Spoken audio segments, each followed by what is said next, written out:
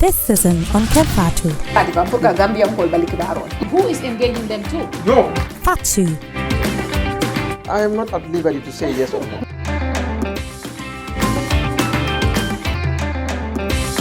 Oli.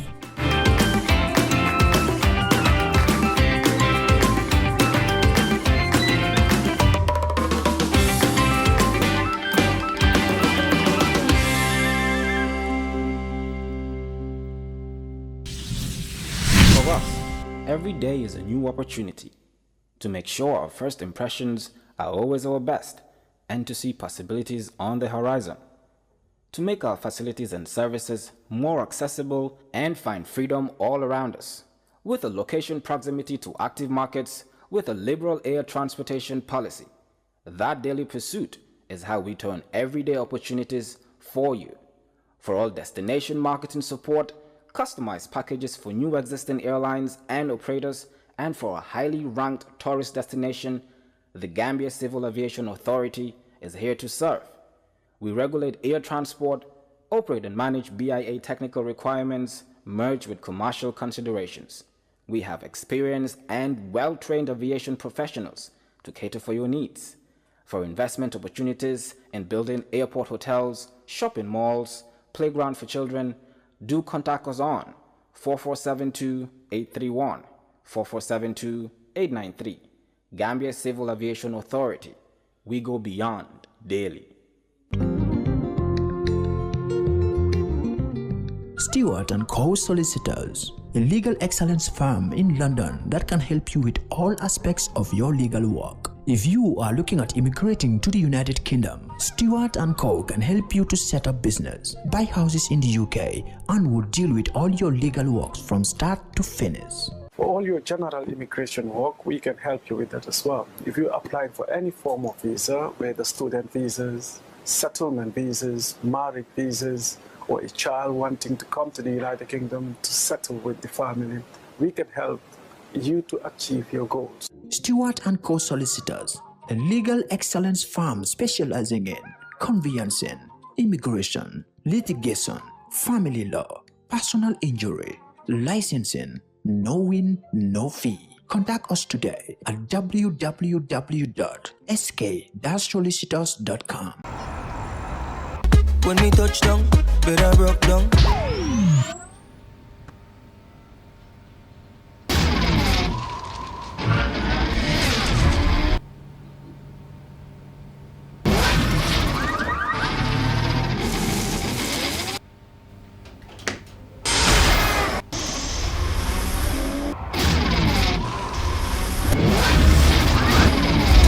With Gamtel G Fiber, now you can enjoy super fast internet in gigabytes. G Fiber is affordable, stable, secured, and accessible to homes, businesses, and enterprises. With Gamtel G Fiber, the future is speed.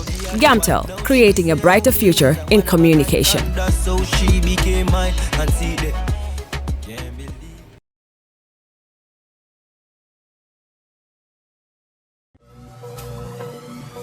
Every young Gambian dreams of a university degree.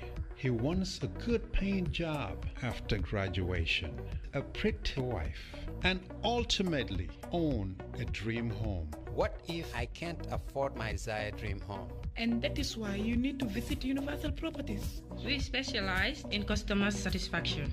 We listen to every of our clients' needs when we show the properties to our clients. Before you know it, you hear the client saying, I like this house.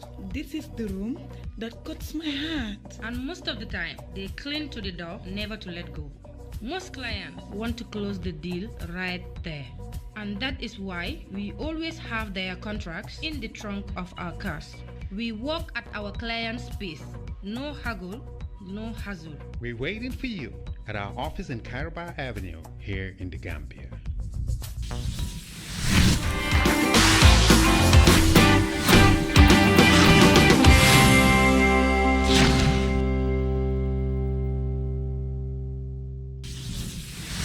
Hello and welcome to Season 3. It's a great honor to be back here on your screens, here on GRTS. And if you're watching us on KERR FATOU Live, we are back on season 3 with your favorite TV show, KERR FATOU. And of course, if you're watching us on our YouTube channel, we want to say thank you for being there. We do appreciate the support. It's because of all of you out there watching us. That's why we're back here again with another exciting season. You know, I am so excited today to say that we want to, first and foremost, before we even get into the program, I want to thank our sponsors. Without these brave and courageous people behind us, you know, the show would not have been at this level. It takes a lot of things to put a show together, you know, from the sets, from the crew, from the equipments, from editing, from everything. It's a whole team working together to bring this exciting piece to you. But I want to use this opportunity to thank my team for a great season last year, for putting up with all the craziness on set, but also for the editorial team and also those who put up the concepts. We want to say thank you to the KERR FATOU team. And of course, our partners, GRTS. We want to say a big thank you for giving us this opportunity to partner year in, year out without any struggle. And to our sponsors, Gamcel, Lotto Gaming, EJ Investment, Gambia Revenue Authority, Gambia Printing Services, Gambia International Airlines, Gambia Civil Aviation, Trust Bank Gambia, the People's Bank, Stewart & Co., and Sophie. We want to say thank you. Thank you again for coming with us on season 3. And today, I'm sure you have seen us with a new set. It's courtesy of Baker Furniture, so we will be partnering with Baker. This is homemade in Gambia, and I think it's important we now promote things that are made in the Gambia. And I am so excited that young Gambians made this furniture for us. So when we come as a full team, you're going to see the entire set to see how beautiful it is. So you can have this kind of furniture in your living rooms, in your workplaces. All you need to do is visit Baker on Battle Hardin Highway, and we will scroll their numbers, and of course the advert will also run. So today I am excited, and I always say, when we close the season, we go very high, but when we open, we go even higher. And I think there is no better higher guest than Horejah Bala Gaye. I have said it to you. I don't think she has ever spoken to anybody in the media, and it's a great honor to have Horejah Bala Gaye on KERR FATOU. Horejah, welcome to KERR FATOU. Thank you very much for inviting me. It's a pleasure to be here.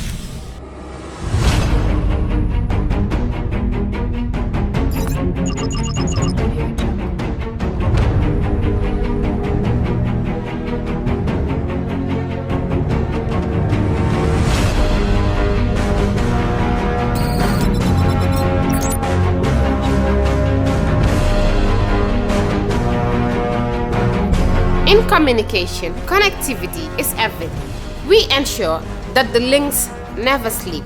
Quantities and qualities, all in our data service, providing efficient, reliable voice and data service. We believe if you're not up to speed, then you're going backwards. Communications have to flow as fast as the speed of light. Whatever business you're in, having someone who understands your needs is critical. That is why we just don't offer you technology, we offer you solutions. Enjoy Gamcel's internet broadband anytime, anywhere. Your national operator, Gamcel, Yaibaram.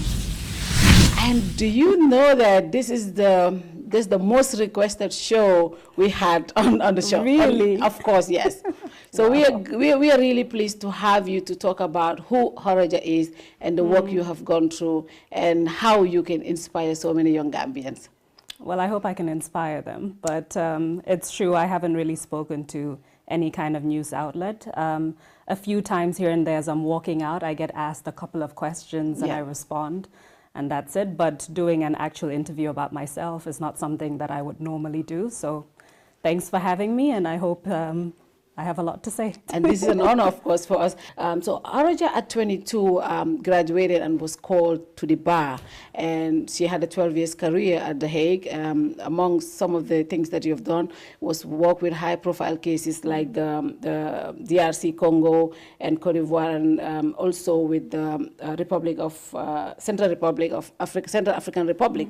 And you also had the opportunity to serve at the TRRC as the Deputy Lead Counsel. But first and foremost, when you stormed the TRRC, you became the darling of the nation. But a lot of people started asking, who is Horejah Bala Gaye? Who is Horejah Bala Gaye? Well, that's a big question. What I can say is I am, of course, Gambian, born and raised in the Gambia. I grew up in Cape Point, spent a lot of time in quiet neighborhoods, visiting friends, reading books, going to the beach. What I would describe as a typical Gambian childhood to a large extent. At that time, certainly in the 80s and 90s, I spent a lot of time with my cousins. So my idea of Gambia growing up was my mother being close to her sisters, my cousins. So I'm as close to my siblings as I am to my cousins because we all grew up together. So I spent a lot of time in Bakau. I spent a lot of time in Pipeline, going to the Pipeline Mosque for Nafila prayers or to learn Dara on a Saturday. So my childhood was really centered around Cape Point, Pipeline, Bakau. Very safe childhood at the time. You walk from one place to another. Your parents don't worry about you. I went to school at Naus, so St. Joseph's Ex-Pupils Primary School, but we all call it Naus. Yeah. So that's where I started primary education. Most of my primary education, then I went to Marina. So I completed my primary education in Marina and then went to high school in Marina. So pretty much my childhood and my teenage years, all Gambian focused.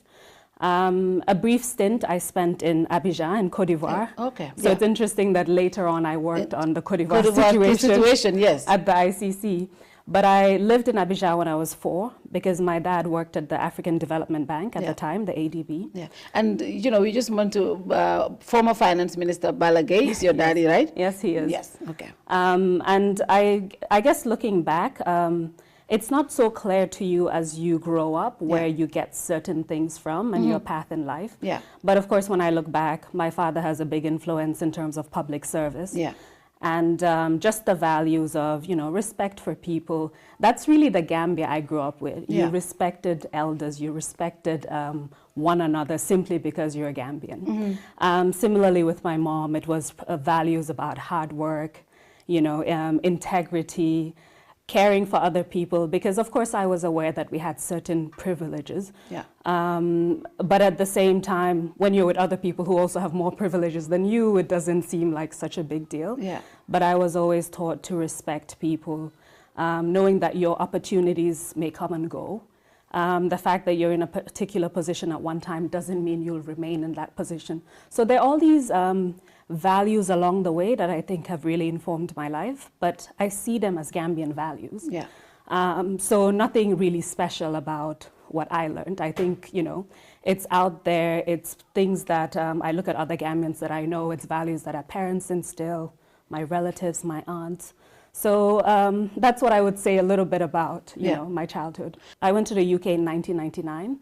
So by 2001, I finished high school, well, sixth form. Sixth form, yeah. And then went to university. And then the rest of my education is pretty much in the UK. So, but how was it like going to school? Because I know some of us, when we go outside in the diaspora, it's difficult to pay for your own schooling and walking. And how was it like? Was it more of doing something like that? Or did you had help just to go straight to university? So the nice thing about moving to the UK is that it wasn't as distant, or it wasn't as unfamiliar as when I moved to Holland, for example. So the transition from Gambia to the UK was smooth in the sense that I had been to the UK a few times before. I was also privileged that, you know, my upkeep and everything was paid by, you know, my family, my dad at the time. My dad was in private sector, and I guess it's easier than when you're in government, right? But also, initially, I went to a school that was far away from London and the Kent area, which is where I really know. And then after a couple of months, a really good friend of mine, Anita C, was in Kent, and so I transferred.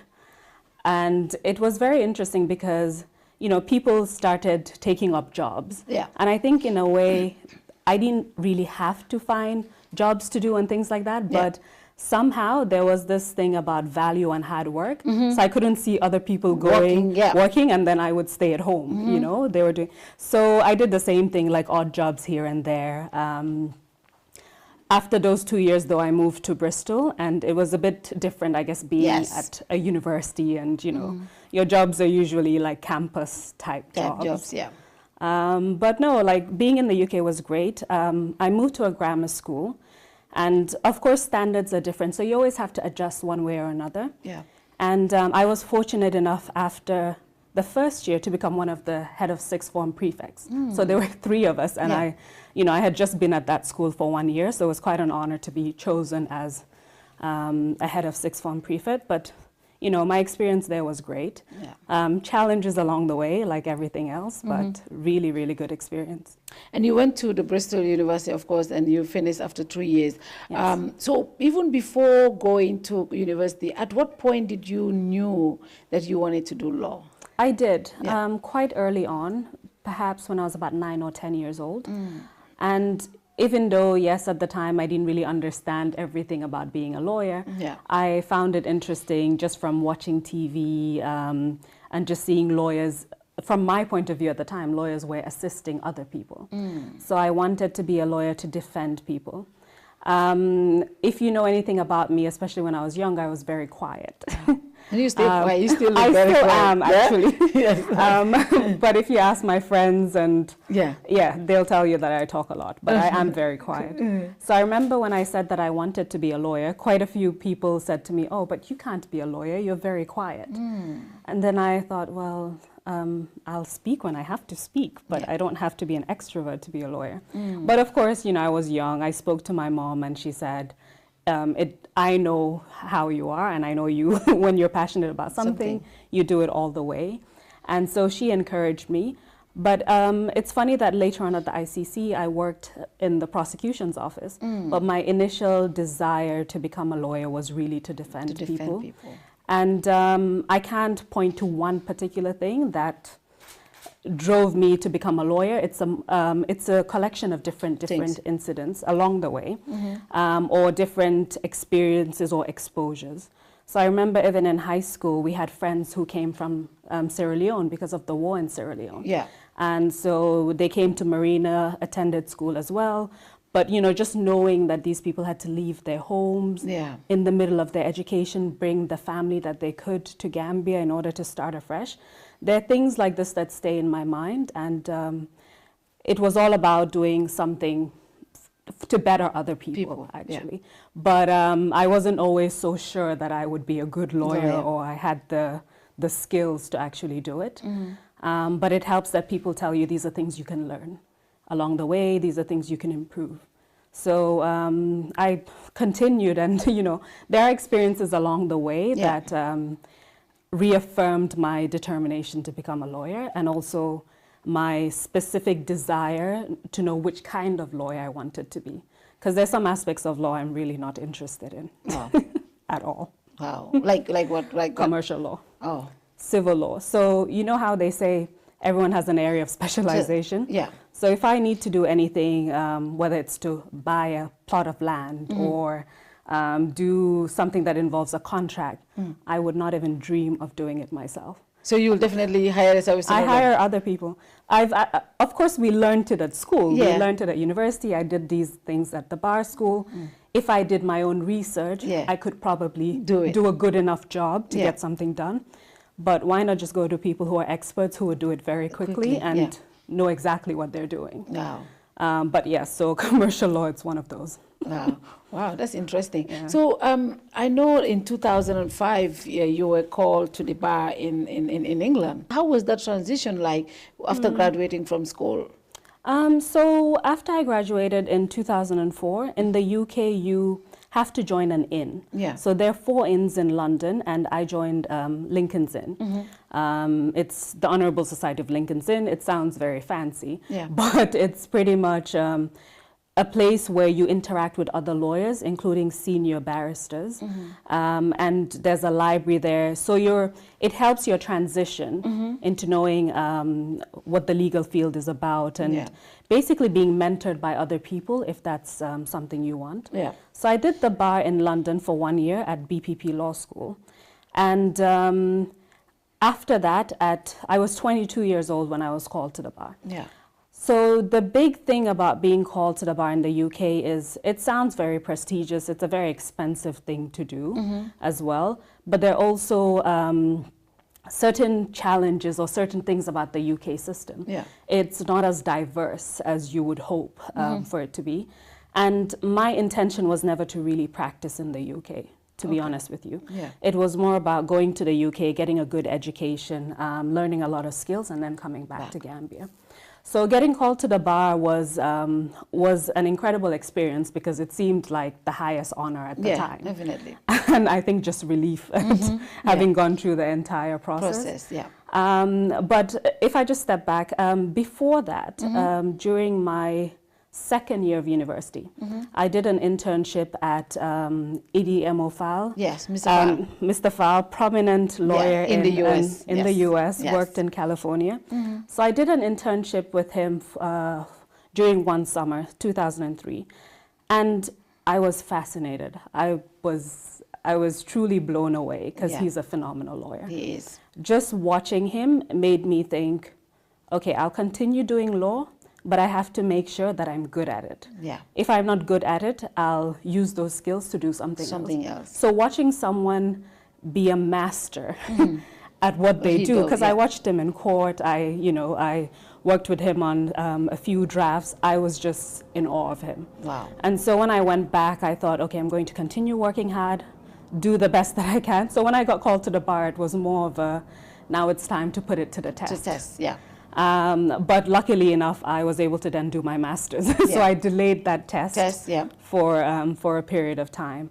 But I was called to the bar in the UK in 2005. And you came to the Gambia as well in 2006. Yeah. So the thing about... Why was it important for you to be called to the Gambian bar?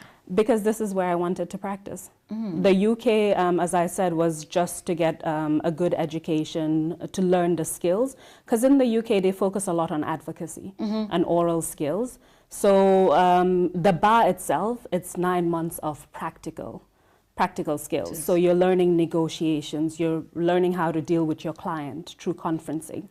You're learning advocacy, so how to make submissions in court, how to do examination in chief, cross-examination. So there are all these practical skills, including drafting. And so I felt that just doing that course alone would be a huge advantage. And so when I did that, next thing is I had to find out a way of getting called to the bar. Yeah. As you know, in Gambia, we didn't have a law school at the time. No, at the time, yes. So there weren't any set dates of when people were called to the bar. And because I didn't come home to get called, it had to wait until the next year when I organized everything. And I was called to the bar with one other person. So it was a very small ceremony. Oh, wow. Just two of you? Just two of us were called.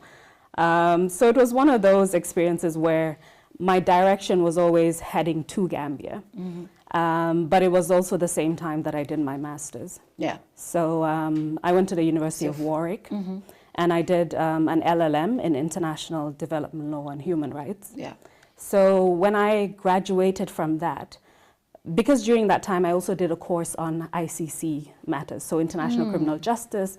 And so I was interested because I also did a paper on the UK. I think it had to do with the UK's responsibility for, alleged responsibility for war crimes and whether Tony Blair should be charged, things like that. Yeah. So I was fascinated by the system because it was so complicated. It was really complex. So after that, I knew I was coming to Gambia to get called, but I also applied to the ICC for an internship. And so by the time I submitted my dissertation, I had heard from the ICC saying, yes, you can come for an internship. But it was starting the next year. And so I decided to come back to Gambia, and for 2 months I interned at the Ministry of Justice. So at the Civil Division, International Law and Civil Division. And that was in a way to buy time before going to the ICC. But I already knew I was going to the ICC before I came to Gambia. So you went to intern for the ICC, and how was it even like getting that opportunity to intern at the ICC? After graduating from basically from school, right? Yes. Yes. Incredible. Never in my wildest dreams would I have thought that I would end up at the ICC. And in fact, it was, by the time I got there in March 2007, the Office of the Prosecutor had been set up in probably, I think, June of 2003. So it's all very new, even for the ICC. Yeah. And so when I got there, I mean, first of all, the transition to Holland was quite something. Yeah. Going to a country where you don't speak the language. I had very interesting encounters at the supermarket, just trying to figure out, is that black pepper or what is that? Yeah. Because they're also products that I wasn't familiar with. Yeah. I mean, now it's a bit different because you find some Dutch products in Gambia. But at the time, it was just products from England, you know, America as well, to some extent. So transiting to Holland itself had its challenges because I didn't speak the language. But transitioning to professional career at the ICC was just, I can't even describe it. Yeah. It's like walking into the building and, you know, when you're young, you're very sentimental and idealist in a certain way. Yeah. So I walked into the building thinking of all the names of people I had heard who either worked at the Rome conference, like setting up the court itself, or people who still worked at the ICC, and I was just fascinated. I was fascinated, sorry. So I walked around the building like a bit aimlessly because you're not so sure what you're supposed to be doing. Yeah. And I think at that time I was also quite young. Yeah. So I think I had just turned 24 or something. Yeah. And had never really, I had internships, but this was a different kind of level. Not at that level at all. So I look back now and I think the difference between me and people who've had multiple internships at a similar level before coming to the ICC is quite stark. So I was waiting for people to feed me information. You know, I didn't know like what I needed in terms of learning about a particular case. Yeah. So I was put on the ICC's first case, the Lubanga case. So that's the first case that I worked on as an intern and then subsequently as a staff member. And so just not knowing what I needed to know, which documents I needed. So I relied heavily on a lot of the lawyers there who were very gracious. I learned a lot, really learned a lot. But overwhelming, intimidating, to be honest. Coming from a common law system, mixing with people from a civil law system. Yeah. People use different terms in the legal field depending on where they're from. So sometimes you would hear a particular term and think, I don't know what that. What is he talking about? Exactly. No, I think I really don't know that. And then after some research, I think, oh, it is the equivalent of this in the common law system.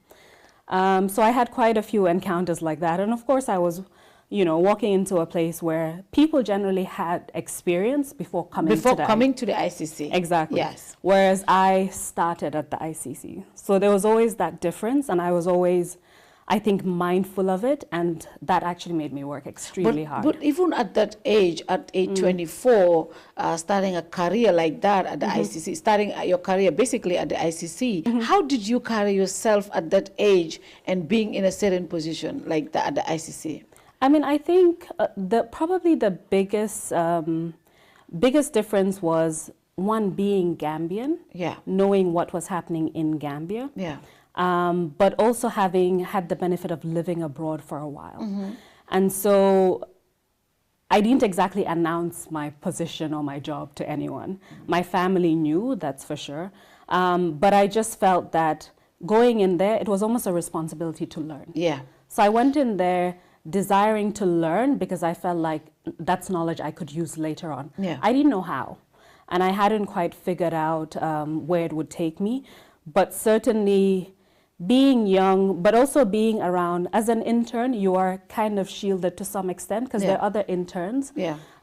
Mind you, they all seem to have also very valuable, like distinguished, so-called distinguished careers, right? Or because not everyone was like me, just an internship. Some were like that. They came from university, had maybe a couple of internships, ended at the ICC.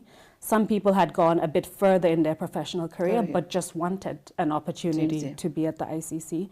So I definitely made friends with a lot of maybe older interns, I would say, as well as staff members. And I think that helps guide you. It helps you ask questions. It was almost an informal mentoring system. And I think that helped me maintain a lot of, I guess, focus as well.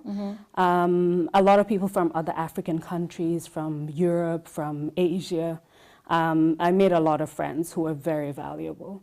So at that point, were there Gambians that you could rely on, especially coming in fresh and very young as well? Were there Gambians? So Fatou Bensouda was there. So she was the deputy prosecutor at the time. At that time, so I got a chance to really know her quite well, being in Gambia. And she's very generous, like always opened her house to other Gambians, would have events, or, you know, if you wanted to eat super kanjo or domoda or something, you know, if you don't want to cook anything, or you don't want to, because there's also something about going to the market or maybe not being able to cook something as good as she would. So she was there. Ramu Bite, I also met. Ramu worked at the Ministry of Justice and then went to Kosovo and then ended up at the ICC. And in fact, she was there before even Mrs. Fatou Bensouda arrived, or even I arrived. So she was also very valuable in explaining how things worked, you know, a little bit about the system. But there were also, apart from the three of us at the time, well, Essa was also there actually, because Essa arrived before I did. Essa Fal, he was in the investigations unit at the time. And so Essa as well, very helpful, because professionally as well, he was a lawyer, he knew what he was doing. So there were the four of us at the time. But also there were Gambians outside of the court. You know, people like Nene Mbaye, people who I really became very close to. And I think being in England, I wasn't always as connected to the Gambian community that much. I mean, apart from my Gambian friends that I went to the UK with. And so being in The Hague opened me up a lot more. And you know how Gambia is. You speak to one person, turns out you're related to them. Or there's some kind of family connection. And so it was really great having that diversity, a bit of Gambian, a bit of, you know, international as well. So I think that just keeps you grounded. So after 12 years, almost 11 years career at the ICC, what are some of the high-profile cases that you worked on? I know you worked on the DRC Vice President's case, Jean-Paul Bemba. Gombo, So what was the highlight of your career? What would you say was the highlight of your career at the ICC? When you work at a place for over 11 years, you know, close to 12 even, there's so many highlights, but certainly for me, Lubanga was fascinating and it was important because of child soldiers, and it was the first case that the ICC had. So that was just an important learning curve for me and just my contributions. But a lot of my highlights were really on the Bemba case. And that's a case that it's near and dear to me. I believe in that case a lot. And a lot of what I did, a lot of the hard work was really to ensure that we did a good job or did the best that we could. One thing for sure is at the ICC, I expected, like everyone else, my first time in court would be to sit down, listen, and just observe while my seniors made submissions. But as fate would have it, the first time I stepped into a courtroom, I had to make submissions. And so you can imagine, young lawyer, never made any submissions in any court, not in Gambia, not anywhere. In England, I had to make submissions at the ICC, my first appearance. Thankfully, it was an ex parte one with the judge, but it went quite well. And then after that, I was given the opportunity to make submissions at the confirmation of hearing. So the thing about the ICC is you work on a case with many senior lawyers. And so your opportunity to actually speak in court and make submissions are a bit limited compared to that. But I was lucky. I was extremely lucky. So I made submissions during confirmation, which is this process of determining if there's enough evidence for the case to proceed. And so I made submissions on the murder charges of the case, which at the time we felt the case was predominantly about the sexual violence charges, but I made submissions about the murder charge. It was confirmed, so that was a great experience. Another big highlight for me was making closing submissions. Again, before our time, closing submissions was something done by Senior the lawyers. prosecutor, the deputy prosecutor, the senior trial attorney, maybe one other trial lawyer at a high level. And I had the opportunity to make closing submissions on the sexual violence charges, which was a big part of the case itself. So that was remarkable. It's something I didn't expect to do.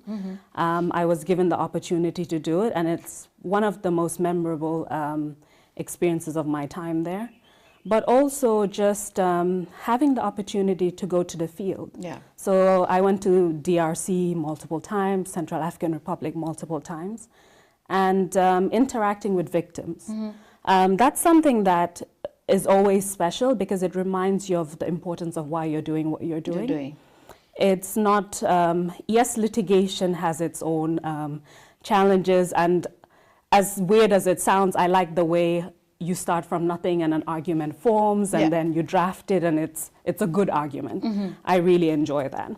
But going in the field and meeting people who had really, they had nothing. And they had been through the worst atrocities that you can imagine, and they still had the desire to live, the will to do better, to engage in other things. It puts your own life in perspective. You know, whatever it is I have to complain about is not that serious compared to these people. And I learned a lot about resilience and just being grateful for what you have, because these were people who didn't have that much, and they were grateful just to be alive. So at ICC, multiple things. I mean, I've had the opportunity to represent the court at various events. I'm sure you'll see a theme of sexual and gender-based violence. I wanted to come on that because I also realized that you have extensively worked on cases involving sexual and gender-based violence. You're an expert on that. What really drifted you to that cause? Because, I mean, that is something that, you know, a lot of people will not even go near. But you're an expert on that, and you have extensively worked on cases like that at the ICC. How has that experience helped you to prepare for what you're dealing with now in the Gambia? I always see sexual violence, sexual and gender-based violence. At the ICC, we call them crimes, so they're sexual and gender-based crimes. I've always seen that as such an important topic for many reasons, predominantly because it's misunderstood. The concepts are misunderstood. The reasons for sexual violence are misunderstood. A lot of people don't want to work in sexual violence because it's also uncomfortable. You have to become comfortable and familiar with certain terms. It's also something that most victims generally suffer in silence. Whereas if a family member of yours is killed, that's something that you would be vocal about. If your house has been burnt, that's something you would be vocal about. There are so many other crimes that people would always speak about.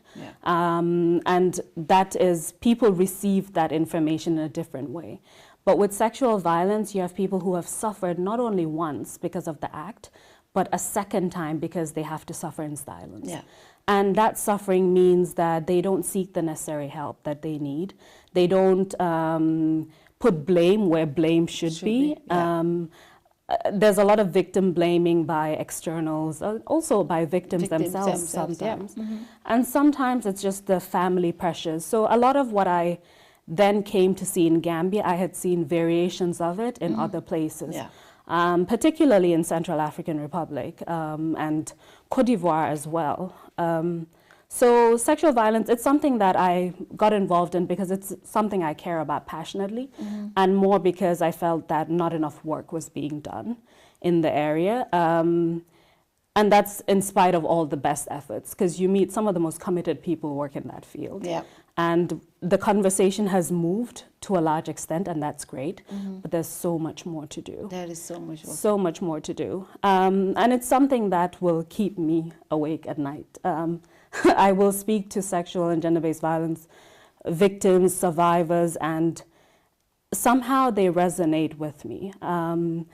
And it might be because of how strong and powerful I think these people are to go through something so horrific and still get up and continue doing what they need to do and not receiving the help. So I feel that the least I can do is, you know, do what I can to help and assist them. But certainly it's, yes, so as I was even saying, one thing I represented the ICC on is an expert meeting they had at the Yugoslavia Tribunal on sexual and gender-based violence. So at the Yugoslavia Tribunal, they started before the ICC, and they have a wealth of experience. And so they were doing a book launch, cataloging their various experiences. And I was asked to, I was part of a team with the head of the Gender and Children's Unit and the head of Analysis Unit, representing the ICC at that meeting. So I've had the opportunity to be in various spaces where people were discussing sexual violence. I've had the opportunity to learn a lot.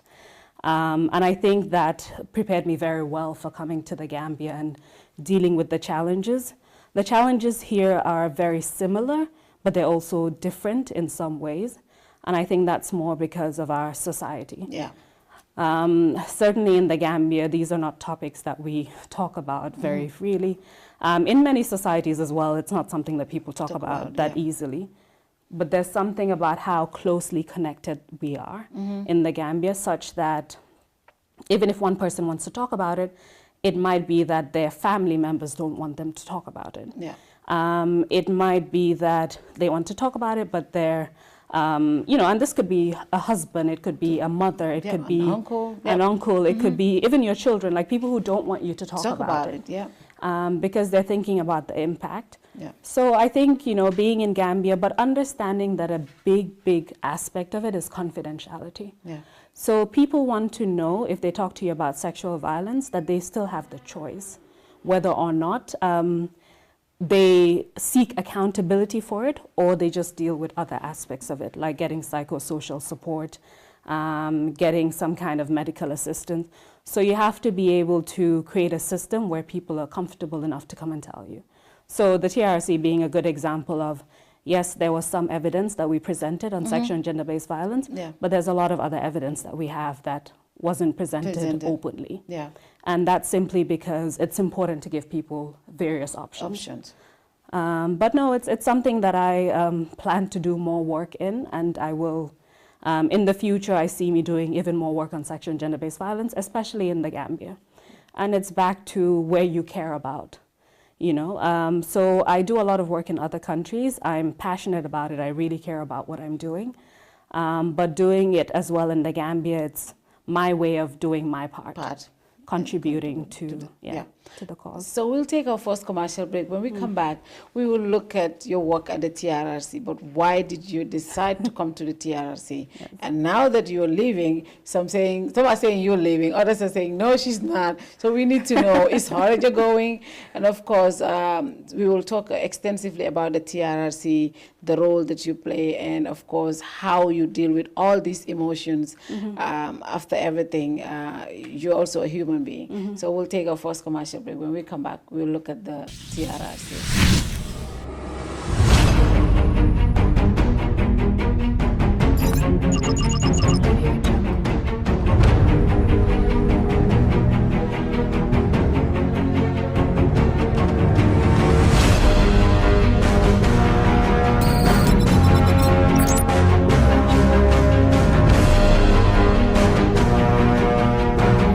In communication, connectivity is everything. We ensure that the links never sleep.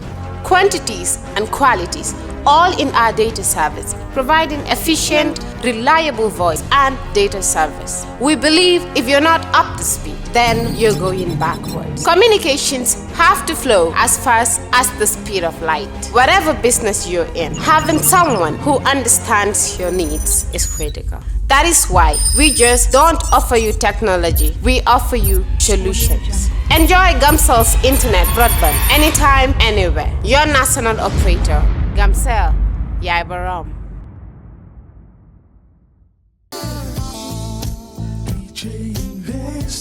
Are you thinking of owning your dream homes? EJ Investment is here for you. Secure our quality bungalows with 2, 3, or 4 bedrooms, or our story buildings, 3 or 4 to 5 bedrooms at very affordable prices with flexible payment plans at our Sanyang Seaview Estate, where you can enjoy the cool breeze with modern infrastructure such as tar roads, covered drainage system, modern electrification with street lights, gated entrance with security posts, and social amenities such as gas station, shopping mall, medical clinic, park, schools, children daycare, and a lot more.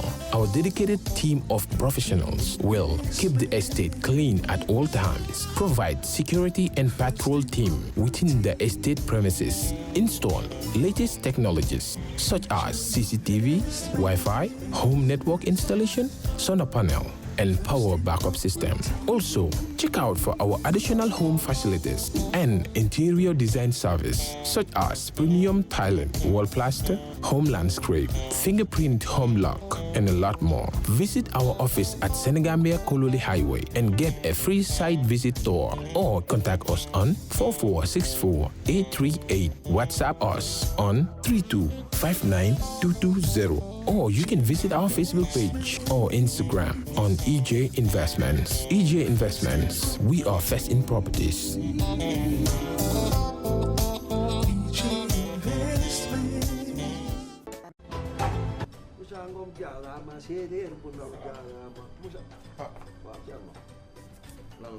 Sampam deena déedéet daf ma yónni woon ma suyal ko déeg waaw yàlla def mu gañe jàppoon $100,000 la la ilaha illallah te yow xam nga ne sama papa dafa amee cardiaque yow da ngaa dof yow xam nga luy $100,000 am naa ko kay man naa lu ñëw bëggoon nga dimbali demal na nga def damaa toog rek sama xel mi ne ci yow xam nga bërki démb li daal si benn waay fee waaw ma romb ko rek bërki démb waaw muy yuux di tëb ma ni kii lu ko dal ñu ne ma daal ci loto gaming Gambie bi la laal jar na ko laal na ci lu di waaw nga dafa am quarté am kente am tiercé waaw maanaam nag tey jii kente bi la te jackpot bee passé xaalis kente mooy lan kente maanaam mooy juróomi fas yi waaw beneen bi am na quarté mooy ñeenti fas yi ak tiercé tey nag xaalis bi daa gën a yokk lu tax ndax jackpot bële dañ kaa tegaat ci bii maanaam juróomi fas yi boo ko jàppee ci ordre mooy risque nga désordre bi sax day fay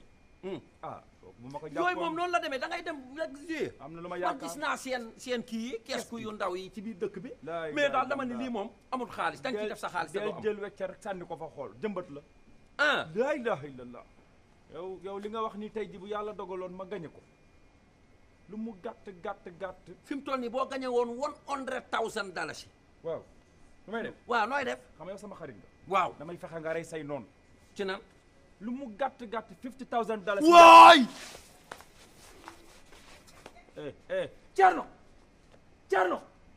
Thierno woowee l'ambulance lan la lu xew ni sa baay Gaye dee na sama papa Gaye lu ko rey $100,000 ne ko boo ma gàññaloon si li ma la yónni dama ko koy jox mu daanu ni sama kaw man waxuma ko mu waxee woon la ko noonu yow la ko waroon informé ndax yow yaa ko gañe jàppoon fay lempo warugal la si képp koo xam ne doomi réew mi nga ak ñu fi dëkk bu fekkee ne ci at mi sa koom-koom weesu na $2,400 mbete weer bu nekk di nga am lu tollu si $2,000 lempo si la nguur gi di sukkandiku ngir liggéey yokkute réew mi GRA mooy banxaas bu nguuri Gambia sas ngir mu fayeku lépp luy lempo ci biir réew mi ba tax na GRA di yëgal faykati lempo yi ne warugal la pour ñu fay lu ñu naan withholding tax on contract payment maanaam bépp contrat bu waay joxe te si biir réew mi lañu toog kon xaalis si contrat bi ngeen nangotoo war nga cee wàññi ci xayma téeméer bu nekk fukka bu fekkee ne contracto bi dëkkut ci biir réew mi bu boobaa di nga war a wàññi téeméer bu nekk fukka ak juróom lii mooy lempo bu ñu naan withholding tax on contract payment lii mooy lempo bi nga xam ne yow mi joxe contrat bi warugal la nga wëlbatiku dem fay ko ci maakaani GRA tax office bu la gën a jege mbete ci banque yi GRA jagleel pour fay lempo war ngaa jébal lempo bi si diiri fukki fan ak juróom gannaaw bi nga wàññee ci xaalis si contrat bi amul benn contracto bu ñu teggil fay lempo bi xanaa mu fekk ne nguuri Gambia ñoo ko jéegale boole si projet yi nga xam ne mbootaay ndimbali ñoo koy dépense GRA di fayeku lempo ngir yokkute réew mi. Welcome back to part 2 of this interview. If you're just joining us, I am here with Horejah Bala Gaye, Deputy Lead Counsel at the TRRC. She's also a trial lawyer at the ICC in The Hague. Horejah, first part we talked about your career, at the, your background, of course, your career at the ICC. But when the new government took over, and there was a call to set up the Truth and Reconciliation Commission, and your name came up when we heard about SFR, we heard about Horejah Bala Gaye. These were names that most Gambians don't even know about. And up to this morning, I went to Google looking out for you, and there's nothing really I can find except stories about Western Gambia and Gambian local newspapers. But, with this wealth of experience and what you have done in the ICC, a lot of people did not know who Horejah was. But I would be imagining, why would I leave a job like the ICC to join the TRRC? What was the motivation? Someone told me she had over 60% pay cut to come work for the Gambia. More than that. What motivated you to come and work for the Gambia at the Truth and Reconciliation Commission? I mean, yes, first of all, I wouldn't do that for any other country. Yeah. Doing it for my country was quite special. And it's something I felt I had a responsibility to do. And more so because throughout my career, I had worked abroad. So I didn't really work in the Gambia. And so when the new government came in, things were changing. It seemed like there were many things that could happen. There was hope. In the Gambia at the time. And so I was looking for opportunities to come home and help and do work at home. Yeah. So I had started saving my leave from the ICC. But this started, to be fair, maybe a year or two before. I started saving as much leave as I could, because you could only carry 60 days to the next year. And so before the TRC came up, I actually came down for a summer course. So I was teaching at the University of the Gambia. And I was teaching a summer course on public international law. And I'm particularly passionate about public international law in general. And so I would have these 3-hour classes with my students. And for me, that was such a great experience, because I got a chance to know many different Gambians. So people in my class were professionals as well as people doing their first degrees. So just being in that environment, being able to bring what I knew about public international law, trying to relate it to the Gambian context as a Gambian, because otherwise it sounds very distant and you think, how is this applicable to the Gambia? But also having the opportunity to learn from the people in my class. There were these police officers of God knows how many years experience, people who had also worked internationally, where, I believe 1 or 2 of them worked in East Timor. And so coming home to teach was my way of, I have to be involved somehow. And that's what I could do. So I came, the experience was great. And after that, I wanted to teach at the University of the Gambia every summer. Oh, wow. To do public international law. But sadly, I haven't done it since the TRC, but I hope it's something I can continue. So that was the first thing, coming and teaching at the university, lecturing on public international law. And then when I went back to The Hague, the issue of the TRC came up. And I was approached and asked if I would consider joining the TRC. And at the time, I thought, well, actually, my experience would fit nicely in with the TRRC because I was thinking more, and at the time, again, I was thinking of sexual and gender-based violence. Right, yeah. So I was thinking perhaps I'll write a project proposal, try and get some funding for that, and then come and do something on investigating and prosecuting sexual and gender-based violence. Yeah. So when this came up with the TRRC, for me, it was an easy decision. Prior to that, I had been asked if I wanted to go somewhere else and work there. Like someone else approached me. Yeah. More of a dangerous location, to be fair, but very exciting work. Yeah. But when the TRC came up, my instinct, my emotion, everything in me said, I'm going to do this. The next was about the logistics, right? The logistics being, I was working on the Côte d'Ivoire situation. We had tight deadlines. We're doing a lot of work. Yeah. And for me to leave my team at the time to come to Gambia was obviously a difficult decision. Yeah. But I had a supervisor that was very supportive. So as much as he did not want me to leave, when I mentioned the Gambia, I mentioned what I was going to do. I guess knowing me, Yeah. I think I talk about the Gambia a lot. A lot, yeah. So as soon as I told him, I think he recognized that this is something I had to do. Yeah. So he gave me his support. It wasn't easy getting the approval from the court to come, but eventually I did, and that's great. But there were other people who told me that I shouldn't take the job.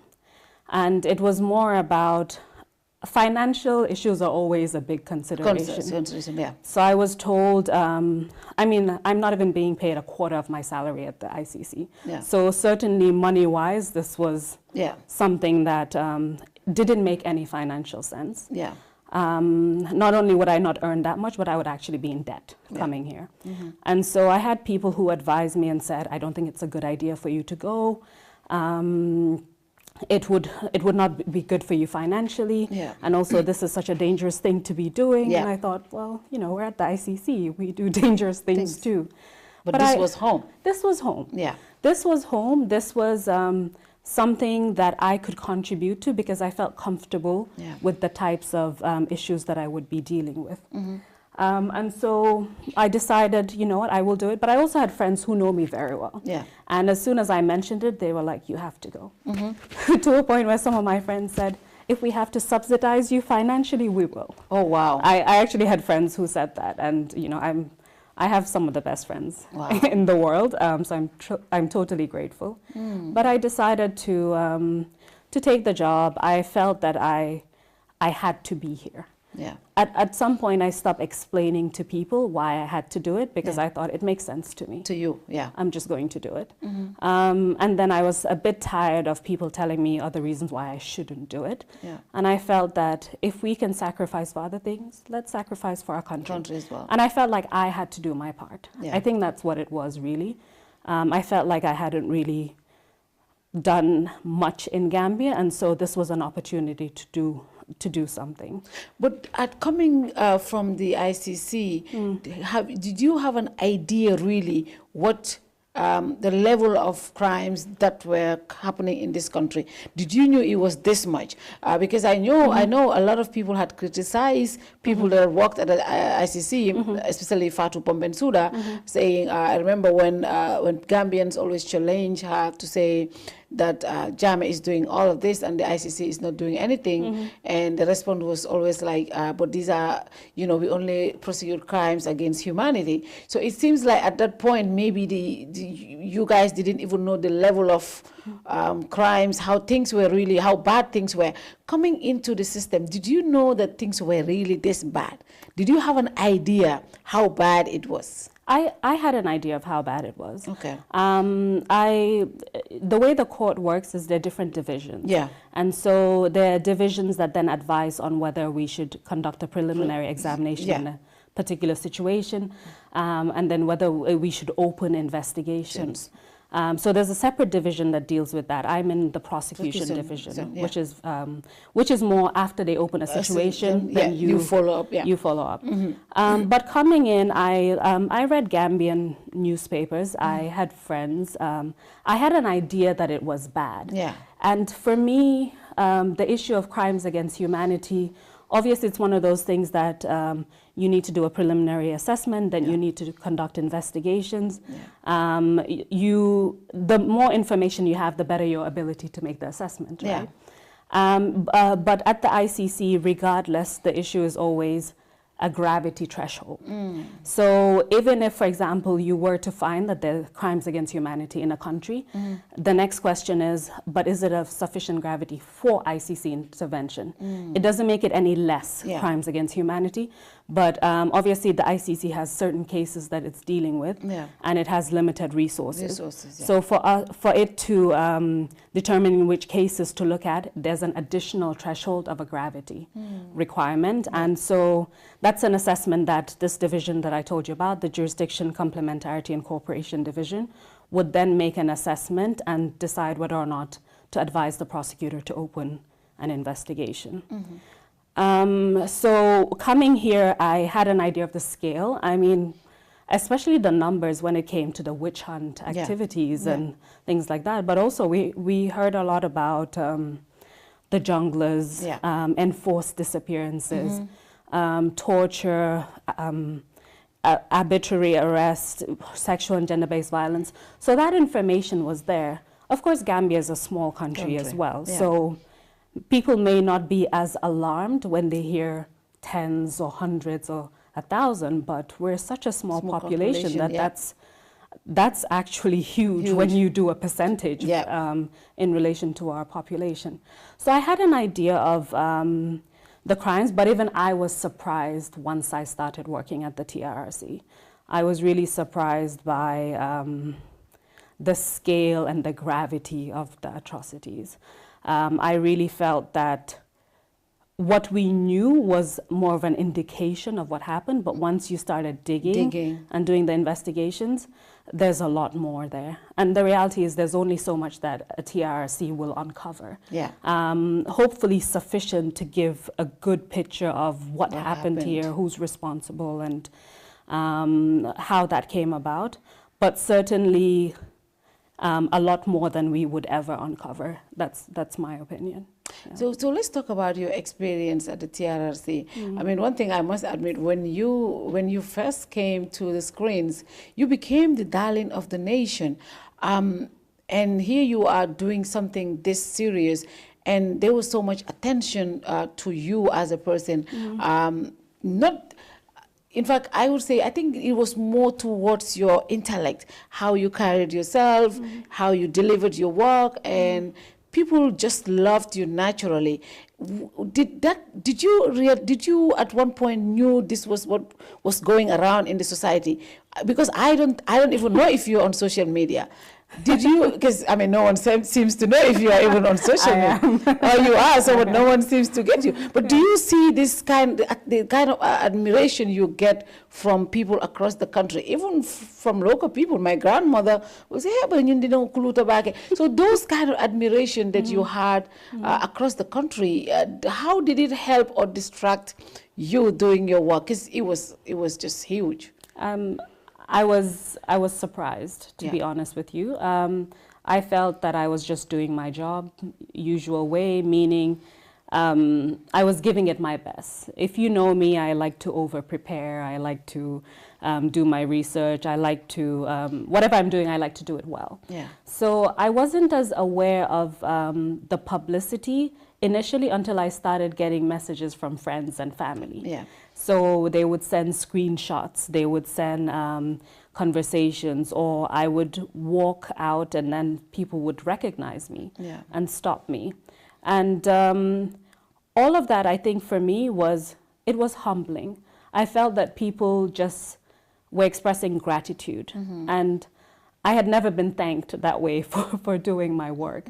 Obviously, it's something that I did as best as I could because I care about the Gambia. This is my country, this is my home. This is, no matter how much I leave the Gambia, I will come back home. So having people from the Gambia, my fellow Gambians, saying, thank you, stopping me in public. I mean, I've had instances where people would stop me and just start praying for me. And it would become very emotional. I didn't expect that, honestly. It was overwhelming. The way that I dealt with it was to understand what it was. It was people saying thank you for doing your work, but also thank you for doing it in a way that, at least what I understood was in a way that embodies us and our values and our culture. I felt that people were saying, you're doing your job in a way that we appreciate. So I took it for that. I certainly, I would never watch myself. You never watch? You never watch after every session? No, it might come on. So I watch the news. And it might come on after the news. If it's me, I switch it off. Oh wow, why? There's something strange about watching yourself on TV. Yes. You think you come across or sound a particular way, and then you hear yourself, and it's a bit unnerving. So I can watch Essa, I can watch Sagar, I can watch Mariama, but I never don't watch myself. Wow. I hope you watch this interview. It's always difficult to do that. But I think for me it was just, I was humbled. But I also recognize that with great admiration come great expectations and great responsibility. So I think for me, above all, I just didn't want to let my people down. That's what it was. So it was almost like a motivation to continue working even harder. And yes, if you know me, you already know that I can be a bit over the top when I'm focused on something. I mean, someone told me, how much you get prepared for if you have to even interview a witness. So let's talk about your experience at the TRRC and how different is it if you have to if you have to have a witness who is definitely not being cooperative, or how different is it if you're going to have to question a victim. So how do you get prepared for this emotionally and psychologically? For me, again, because I started at the ICC quite young, and everything is televised at the ICC as well. I learned very early on that I don't want to be the focus. If I start crying, that would detract focus from the witness. I mean, you can't always help it. That's the reality, no matter how much you try. So I always prepare myself, and if you know me, people who know me know I cry easily, which is what's very surprising. So before I question a victim, we have a lot of interactions with these victims behind the scenes. And I would hope that through those interactions, they know how much we care, how much we empathize. And to some extent, that's where some of that emotion will come out. But I think for me, more than anything, I try to make sure that the focus is on the victim. If I start crying, that might shift focus, to me. I might not be able to control crying. And I think also coming from a court system to a TRRC is also different in that in court, at least from what I was taught, my training was to limit your emotions, to limit your comments. You focus on asking questions, obviously do it in a compassionate way. Whereas with the TRRC, I was also trying to find that balance where I would, so the compassion was the same as in a courtroom, but where I could then say to someone, I really apologize that the fact that you feel that way, I'm really sorry. So I was always mindful of which kind of comments I could make because of the setting. But I think for the most part, I just mentally prepared myself. And having worked at the ICC, I've also dealt with atrocities and very, when you deal with war crimes, crimes against humanity, the court also looks at genocide. To some extent, you deal with these things over the years, and you also learn coping mechanisms along the way, how to deal with it. But of course, hearing Gambians, sometimes people I knew very well, or I knew the situation, or just being Gambian and seeing an older person cry or be emotional, that's something that does a lot to you. Or even young people, or the effect it had. So it was very emotional. I did my best not to portray it on screen, and I was as compassionate as I could be, but certainly it wasn't easy. I mean, these are stories. I feel that I saw the best and the worst of Gambia and Gambians working at the TRC. The worst, obviously, in terms of what happened, the crimes that were committed, how people dealt with each other, but also the best in terms of how the resilience Gambians have. Sometimes the surprising desire to forgive someone after they had done so much, or even the desire to want to reconcile. For some people, reconciliation is a process. So for some people, they would do it very early on and think, okay, I think I can open myself up. I want to speak to this person. Yeah. For some other people, there are other things that need to happen before reconciliation. So I felt like I was constantly surrounded by different types of emotion. And managing that was one thing, but certainly being in Gambia, but feeling that I had no choice. I really just had to continue moving on and doing the best that I could. And above all, for me, it was about giving my country the best. I'm not going to work somewhere else and give my best there and come to my country and not give my... Yeah. I would never do that. Yeah. My country deserves the best, and I would give the best that I can. If I fall short, it's on my own, my own limitations, but it wouldn't be for lack of trying. Yeah. So I know your team, all women, of course, apart from the lead counsel, yes, and a dynamic team that is doing an amazing job. But how do you, as a team, prepare to, I know we see the final product when you come out and question these, but I mean, before that you have had preliminary discussions and questioning. So if you're questioning, do you sit as a team and look at how we go through this process? How do you prepare for that as a team? Do you do it individually, or does it come as a group work?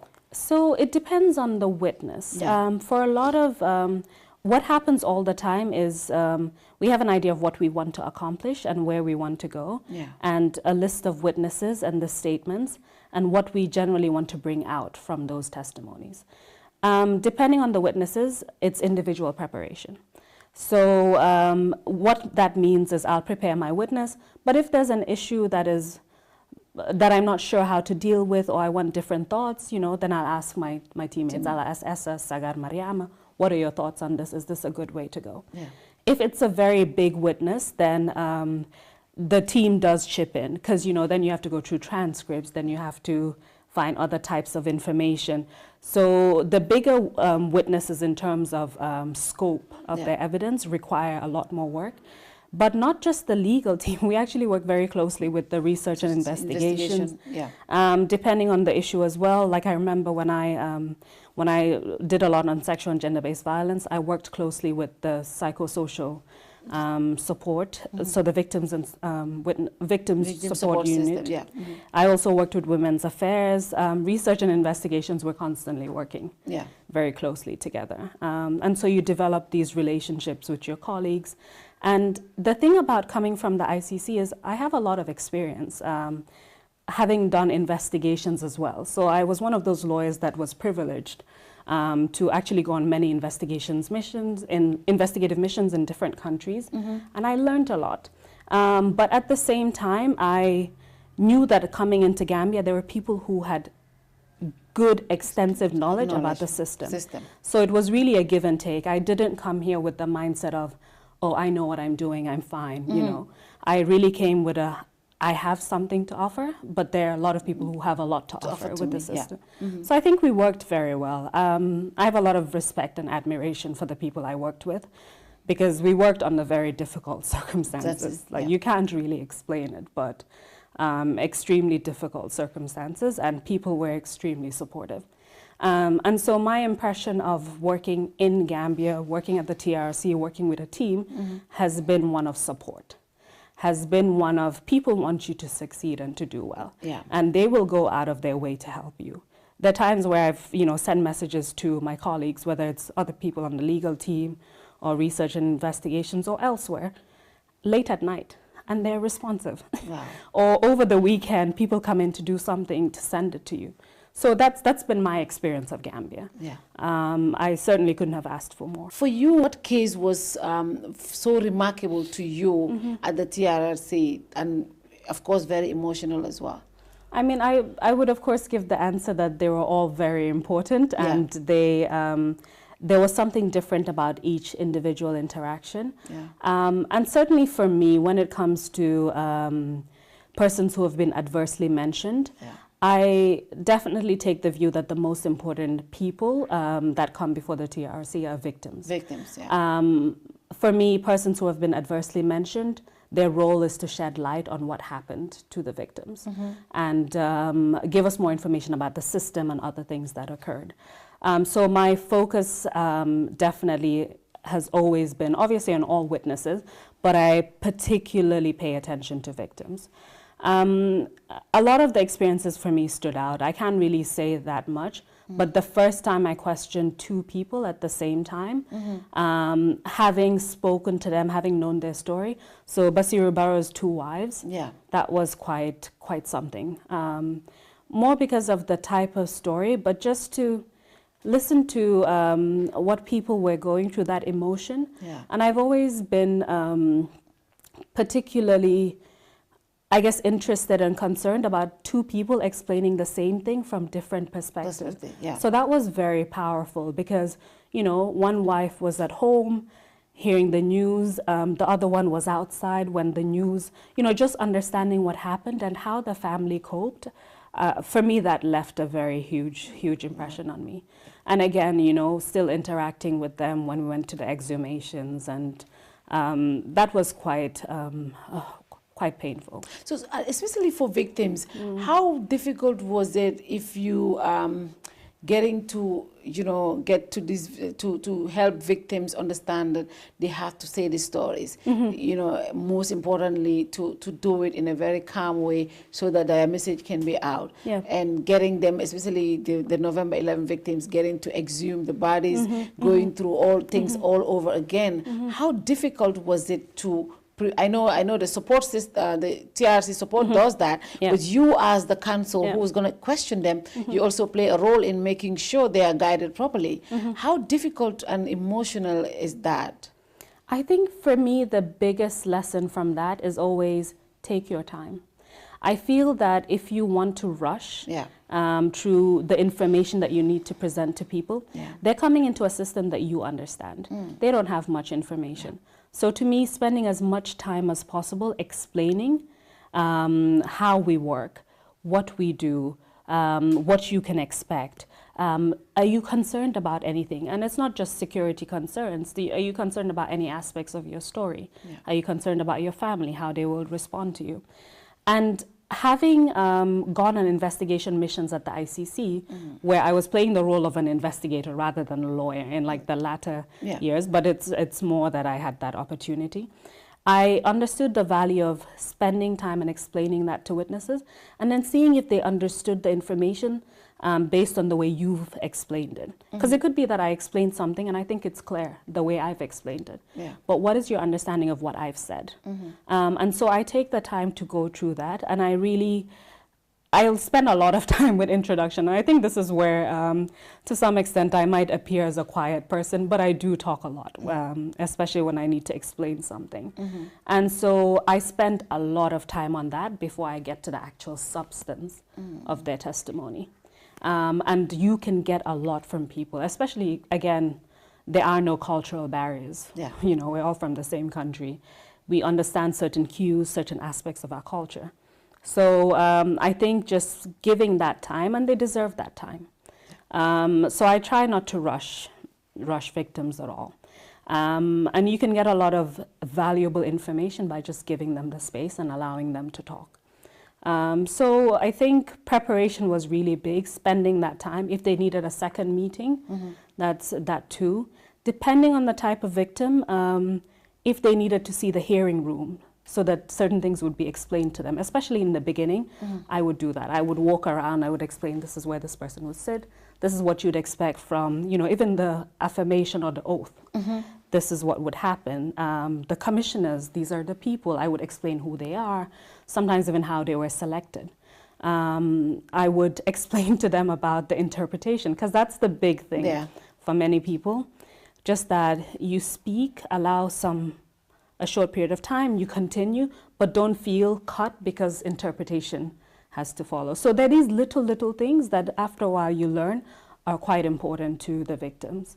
And if you're willing to intervene and speak to their families as well, that helps sometimes. That helps. So you might have a victim who is, let's say in the US, doesn't want psychosocial support, but they want psychosocial support for their family member in Gambia. In Gambia. And that's something we do. We would, if there's someone who has an issue, the family doesn't really want them to testify or not to say certain things, sometimes we say, call your family member, we'll talk to them. And we do our best to explain as best as possible, but also respect people's decisions, especially with victims. You know, if they choose not to discuss a particular aspect of their story, they're entitled to that. Yeah. But somehow it's worked out, and they leave for me feeling that they were treated with respect and they were heard.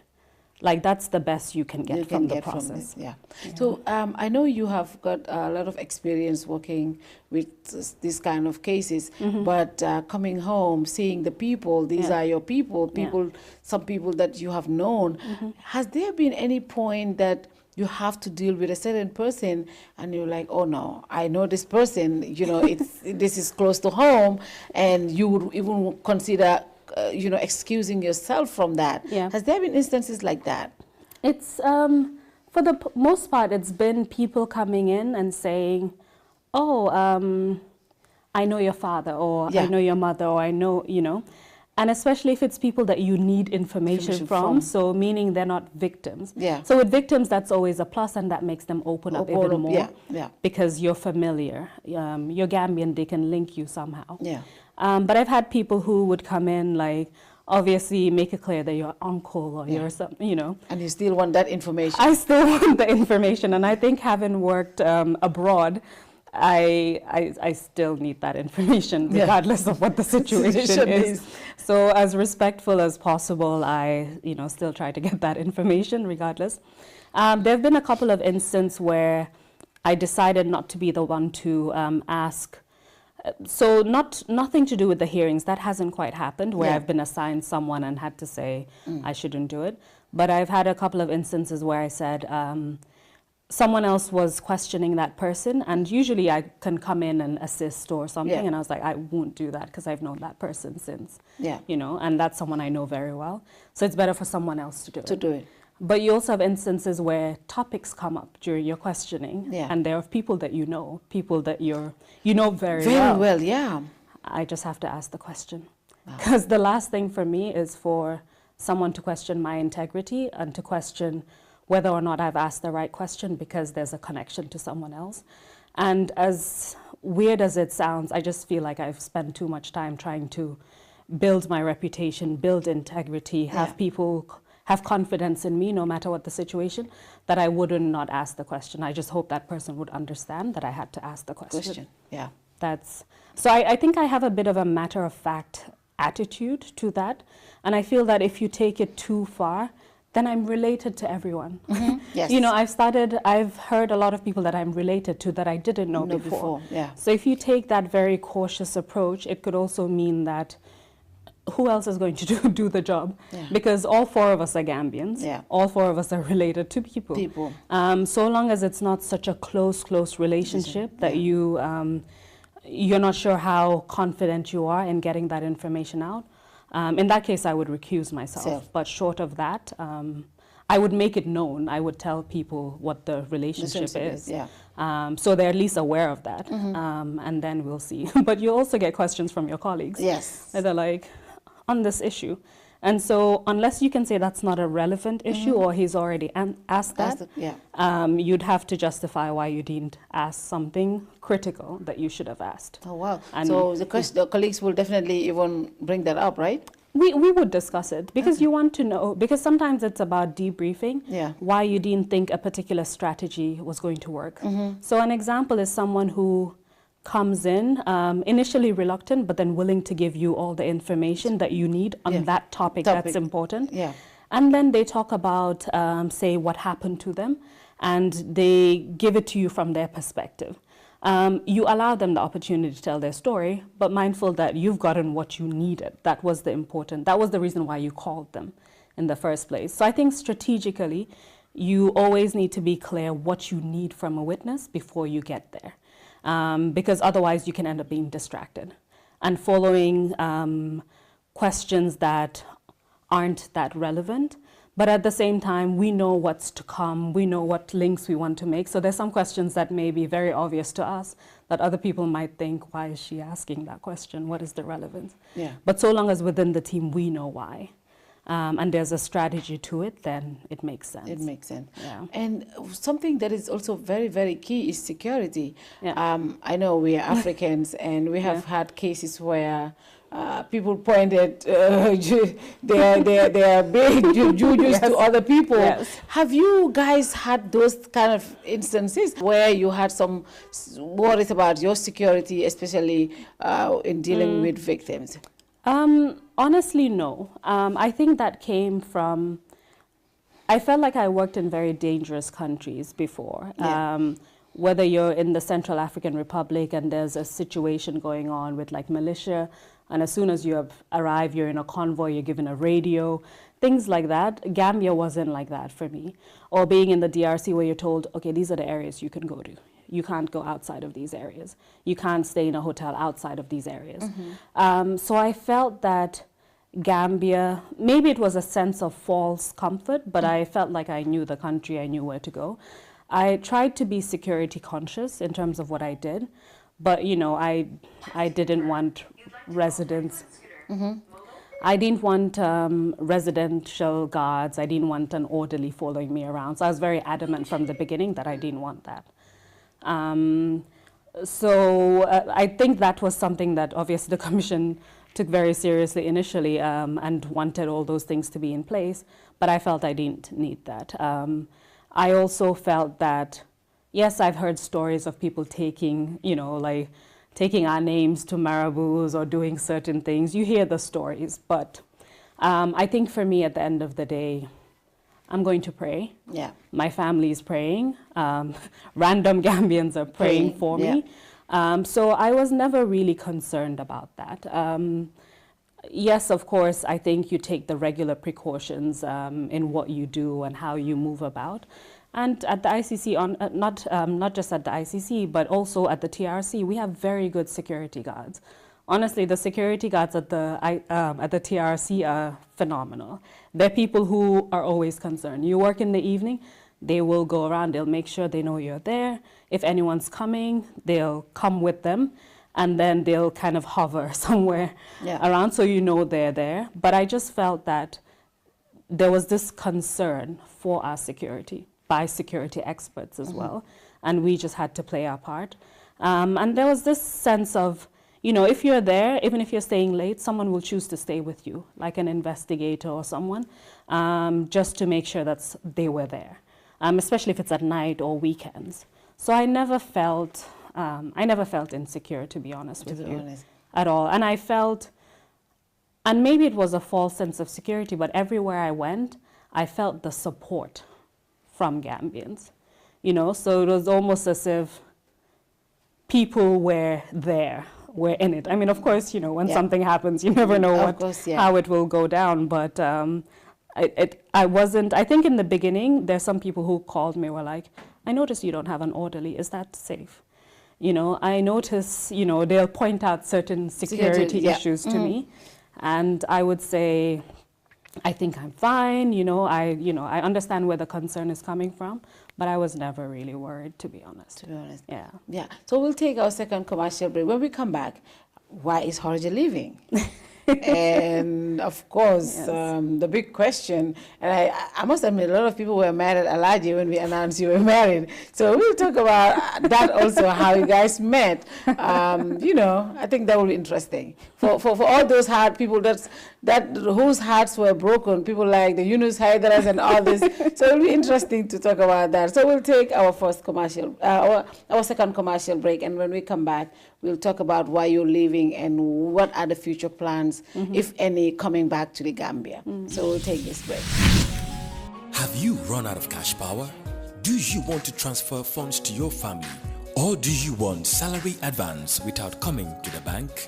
Your banking services have just been brought to you on your mobile phone. Download and install from your App Store or Google Play Trust Bank's mobile app. Simply search for TBL mobile app and follow the instructions. You can access the following services: funds transfer, cash power purchase, forex rates enquiries, mobile airtime top-up, mini statement, balance enquiry.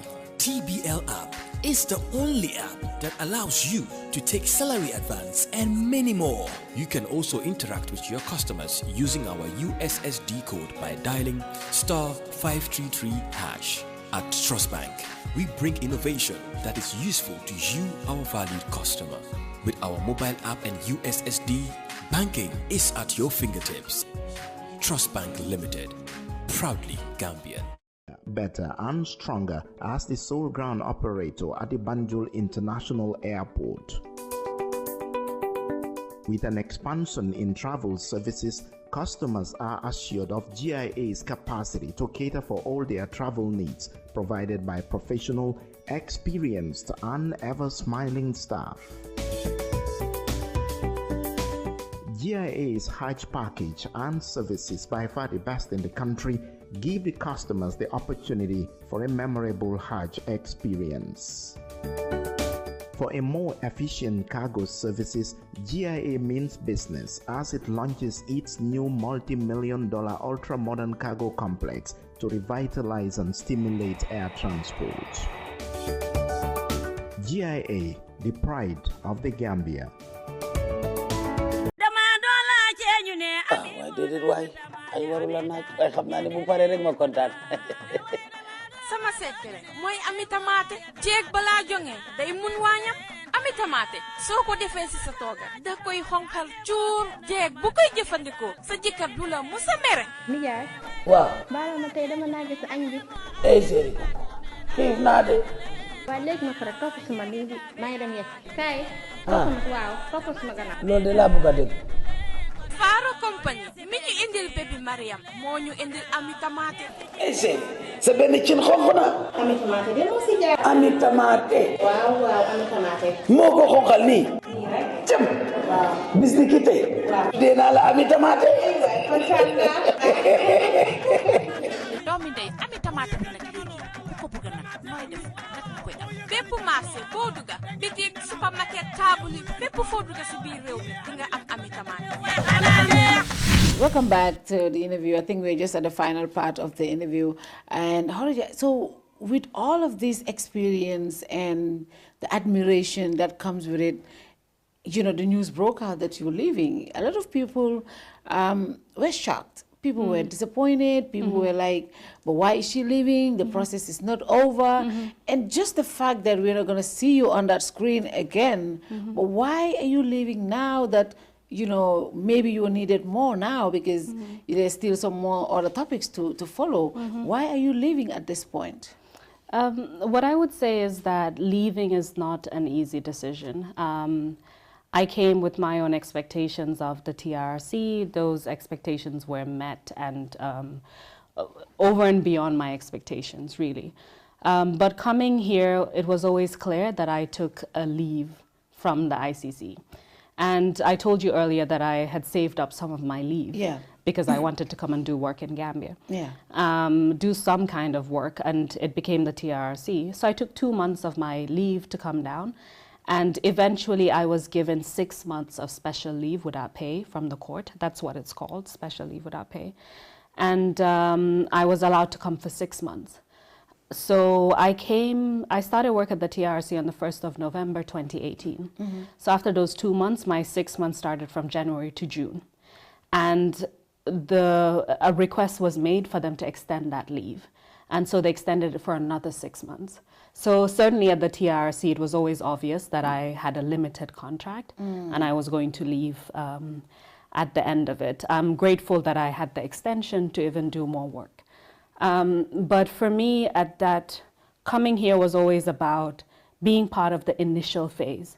For me, it's critical to be part of setting things up and knowing how those rules will play out in reality.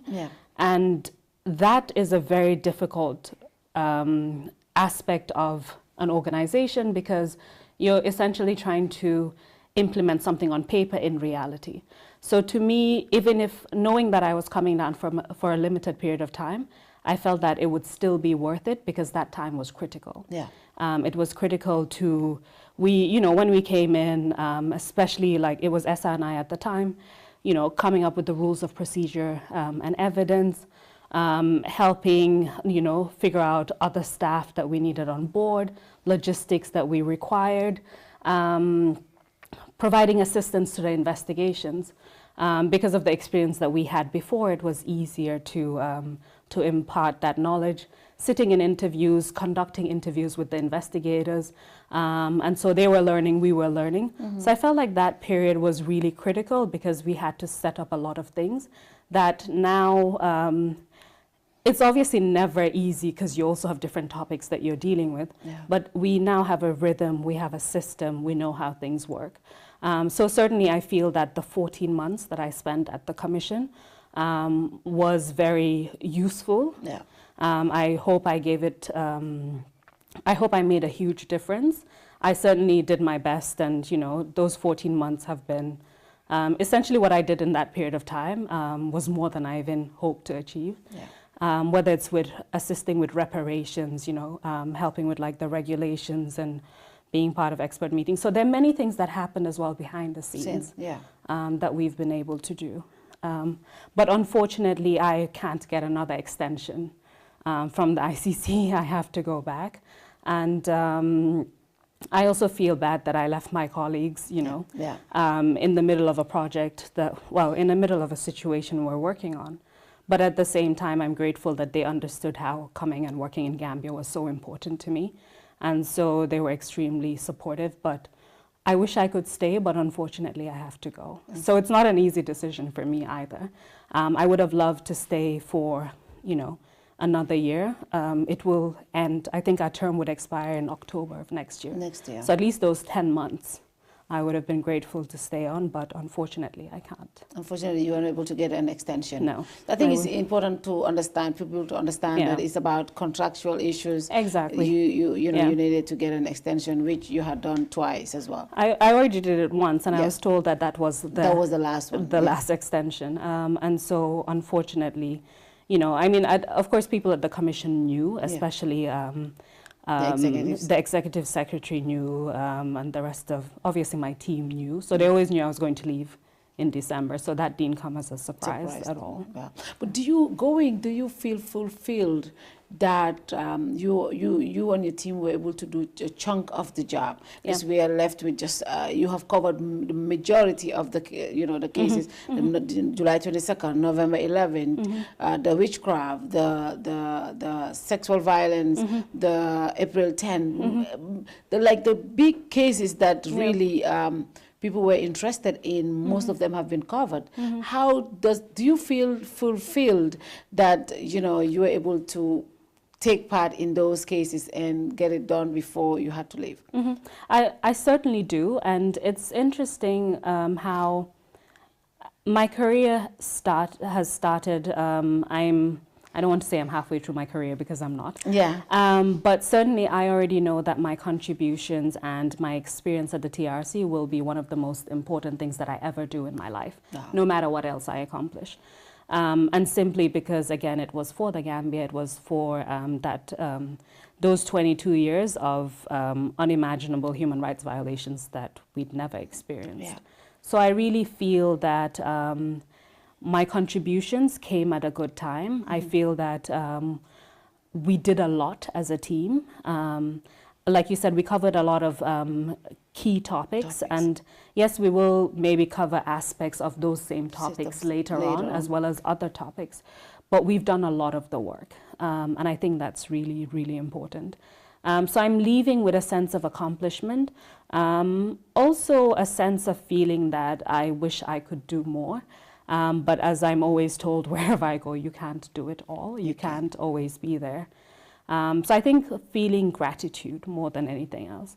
The fact that I was chosen to come and make my own contributions, I guess based on the experience that I have. But just being given the opportunity, how the work we've done, how Gambians received me, how Gambians continue to, show their appreciation. It's actually been very overwhelming. I couldn't have expected this at all. And, a lot of Gambians have concerns about the work of the TRRC, even though a lot of people are even very pleased what you do. But people also have concerns about certain things that happened. Some people will know, for example, the release of the junglers. People had concerns about it, and the TRRC will say, oh, this came from the ministry. We don't have any decisions over that. So as an insider, someone who had worked on these cases, and then of course the TRRC will submit a document to the government. It's up to the government to act on the recommendations. From the collaborations you have enjoyed working with the ministry and the government, are you hopeful that most of or even all of the recommendations will be implemented if presented to the government? The one thing I would say about the Ministry of Justice is that so far we've had very good collaboration with them. There are things that the TRRC can do on its own, and there are things that the TRRC requires collaboration with the Ministry of Justice. And so far that collaboration has always been forthcoming. And so I think there's definitely that willingness to carry forward whatever we provide. But this is always a concern. Gambia is no exception. Other commissions face this. And it's always about people thinking about the dynamics at the time. Meaning when reports are submitted, what will be done about them once they're submitted. But as of now, for me, I would say I'm hopeful. There's nothing that I've experienced that makes me lose hope to say that our recommendations will not be implemented. But like everything else, the question is always, even if they are, how far? What aspects of the recommendations? But I think more importantly, Gambians will have our recommendations. Gambians will be able to then have a white paper from the government saying how they intend to implement the recommendation. And so I think that's enough information for the public to have at their disposal. And, at the end of the day, it is a combined thing. It is for all Gambians to get engaged and hopefully ensure that those recommendations are implemented. But for now, honestly, the interactions we've had with the Ministry of Justice, from my perspective, there isn't a lack of political willingness at all. Certainly, one thing you will deal with at the end is political willingness, but also capacity to implement the recommendations. And at that point, we'll have to see what also the government's doing to build that capacity, to prepare itself for whatever is to come after the recommendations. And finally, one thing you wish that, it's definitely in place at the TRRC. I know at all workplaces, there are certain things that you wish it's improved upon. What would you wish is improved upon at the TRRC? To be honest, I think with the TRRC, it's comparing where we were to where we are. So I feel that a lot has been done. There's a lot that has been accomplished. There are certain challenges that, in all fairness, are beyond the control of some of the people in there. Those are challenges that come with setting up a new organization, challenges with getting some of the resources you need, challenges with being able to do certain things on our own because we have to rely on others. So certainly what I would say is more collaboration in the way that we're doing it. It's so far so good is what I would say. I think there needs to always be a reassessment, and that's where the feedback from the public is also important. Because we're not doing this for ourselves. As people say, it's the People's Commission. It's the People's Commission. And I take that seriously. I feel that we're facilitators. So I feel that whatever the public says is important, and we take that on board and we have to discuss. But of course, there are challenges within the Commission. And all I can hope is that, now that we've finished 1 year, there is some kind of assessment. We're thinking about what can we do better in the future? What do we need to improve on? What do we need to do more of? And so those conversations are ongoing, and hopefully a lot of things will be improved. But, the TRRC, like everywhere else, has its challenges, but also very, very big on support. I think there's something about people leaving their different jobs and coming together for a mission. So I obviously came from the ICC, from The Hague, a different country, to come and come back home. Yeah. But there are people who left very good jobs. Yeah. To work, people who are still working in other places in Gambia where they were paid more, yeah. where they had more responsibilities. So there's that feeling that people have a common mission. And that's always hopeful that we can accomplish a lot. Yeah. And now that you're leaving, and we're going to miss you so badly, I'm sure all of the viewers out there know how much, you know, since it's been announced that, you know, it's been rumored that you're leaving, so many people, so many concerns have been raised, how people are going to miss you.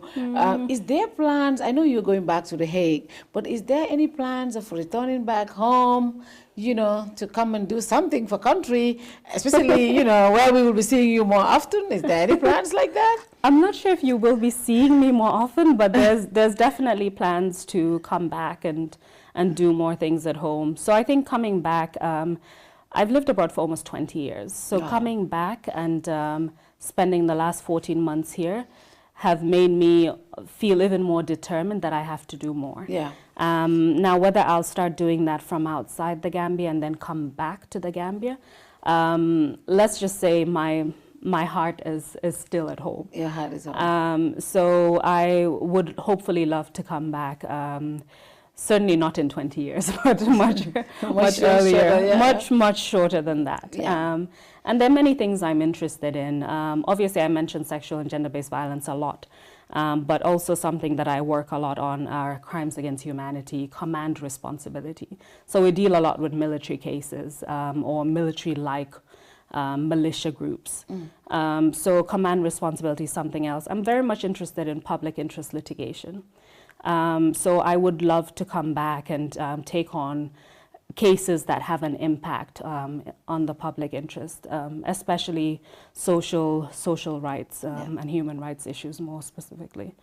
But hopefully that will happen soon. But I feel that there's a lot more I can do at home. And I know sometimes it's a bit, people feel despair sometimes, but I also look around and see that there's a lot of opportunity, there's a lot of hope in what we can accomplish, and I would love to come home and be a part of that. Behind the scenes. Behind the scenes. There's a lot you can do, and I think when you're focused on what you're doing, you know, it doesn't matter if it's in the public eye or not, so long as you're doing something. Yeah. So I would love to come back and do more, hopefully do more with the University of the Gambia. Wow. I really feel a connection with the university. There was something about the students and that experience that is quite special to me. So I would hope to continue contact with the University of the Gambia. Wow, that would be interesting. Yeah. And of course, we will talk about your husband. And, you know, I remember the day we announced that you both were married. Our comment section was going wild and crazy. Facebook or Twitter was going crazy. There were memes out there how people were just making fun of each other, how they admired you so much. And it was interesting that the way people loved and admired you. But when you got married, it was just something else. Yeah. So tell us, how did you meet Alhaji? And I mean, you know, how can you be in love with somebody all the way from Kiang or Jara? You know, I don't even know. Why didn't you look for Abadibunka? Why? What was it about for him? Well, first of all, let me say that obviously it came out of nowhere. I wouldn't say that much about Alhaji, but certainly when they announced the fact that we were married, Gambians have a great sense of humor, and I didn't realize how interesting Gambians are in terms of like making up memes, like just having fun. Yeah. We even went to an event where there were comedians who, as soon as they saw us, yes, I was at that event. As soon as they saw us, they started laughing, and I was like, oh my God, this is going to be a long night. Yeah. But they were really great. We met at the TRC. I wasn't obviously hoping to meet anyone. Yeah. You know, before that, I would come to Gambia once, sometimes twice a year, and didn't meet anyone, so I wasn't expecting to meet anyone. Yeah. But Alhaji is someone that I respect a lot. I have a lot of admiration for him. I think he's a wonderful person. Yeah. He's one of the most empathetic people that I know. He's very compassionate. I admire those qualities because I would have thought that those are some qualities that I have, but when I see it in him, it's like double fold. Yeah. He cares about how people are doing, how people feel. Like Elijah would stop a random person in the street to ask if the person was okay. Yeah. You know, if we pass someone and a person is either crying or they look like there's something bothering them, he would stop and ask them. And like I would think, oh, that person is crying, I wonder, are they okay? Yeah. But Elijah would actually stop and take action, you know, to try to find out. Yeah. So he's always had that concern for people. He's full of integrity. So the things that once I started talking to him, like you can't help but admire him. Yeah. Full of integrity. He will do the right thing no matter who's there, who's looking. And he speaks his mind. Yes, he does. Which I really love about him. Like what you see is what you get. And he's just a very caring person. Yeah. I definitely, like when I met him, I recognized a lot of qualities in him. And, you know, somewhere down the line, yes, things happened. We ended up getting married. Yes. Long story short, but he's a wonderful person. I'm like, I couldn't have ended up with a better person.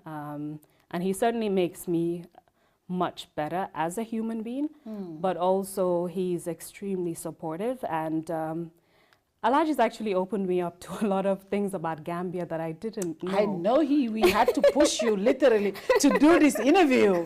Because, yes, I know he had to push you. Because I'm like, Elijah, I need your help. And then... Well, initially you had G, right? Yeah, I spoke to G and I spoke to you, I said, G, can you help me? And he's like, yeah, don't worry, I'll get it. Yeah. And then we were struggling to get it. But when Elijah came along and finally, he did help a lot. No, that's one thing, but just generally in terms of Gambia, because seeing other parts of Gambia, sometimes we stay in our greater Banjul area, don't really know what's happening, learning more about Gambian culture. So these are all the things that in a way, he lets me into his understanding of Gambia. I share, you know, my experiences, and it's an even richer Gambian life and experience. Of course, you know, G could have made this happen as well. G's my darling. Yeah, he told me. He said he's my favorite sister. I'm like, okay, I know you should pull this for me. G's my sweetheart. Yes. He's very special to me. I mean, you know, I have a big family. Yes. So all my brothers, my sisters. But no, I think ending up with Elijah is something that I think is one of the best decisions I've ever made in my life. Wow. I'm grateful. Whenever I look at him, I'm just grateful for what we share, what we're building, and the kind of life that we create for each other. It's really about that support. He'll tell you he'll never speak for me. Yeah. I also don't speak for him. So there's that respect about... we'll support each other, but a lot of times it's your decision. What do you want to do?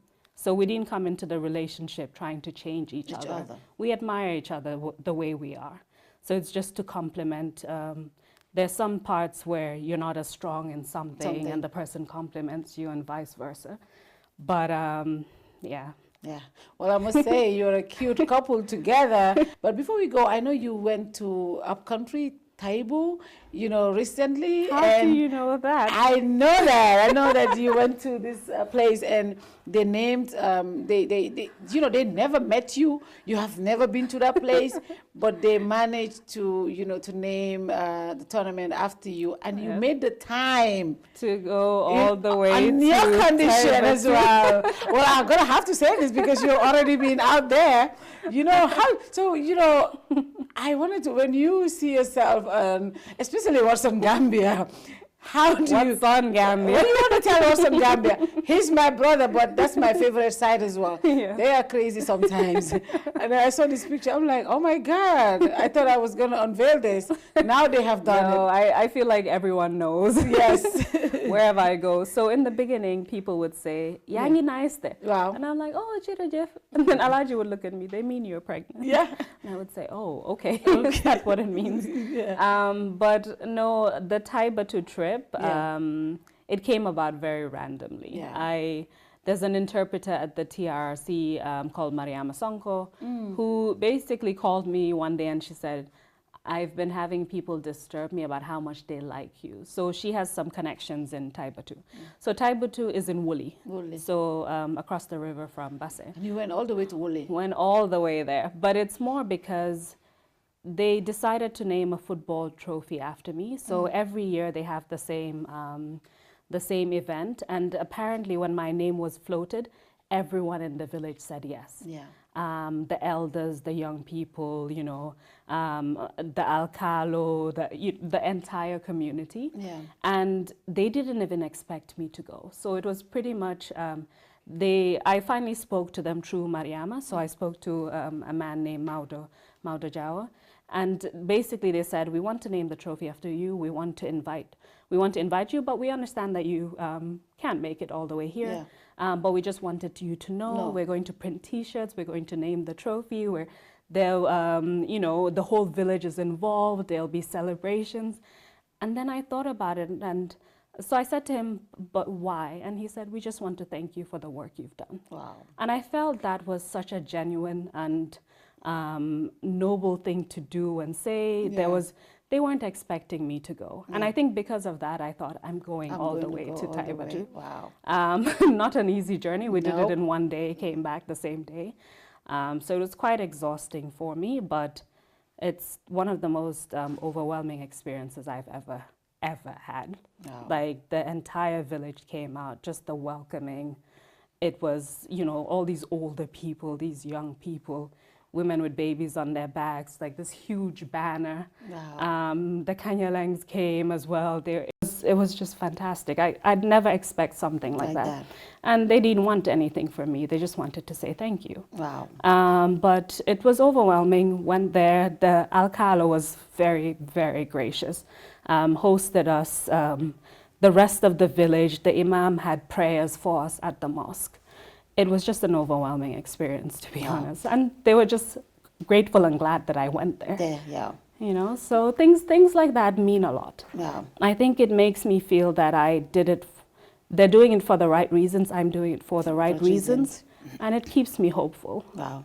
Yeah. And that's why so many of us will miss you. But thank you very much. I will definitely miss you all. Yes. I really wish I wasn't leaving. But thank you for your service to the nation. And I think like many of us, so many Gambians, we do appreciate the work and the dedication and the love and affection that you brought to us indirectly through the TV screens. But I thank you very much for coming. And what's your final message to Gambians who are watching you right now?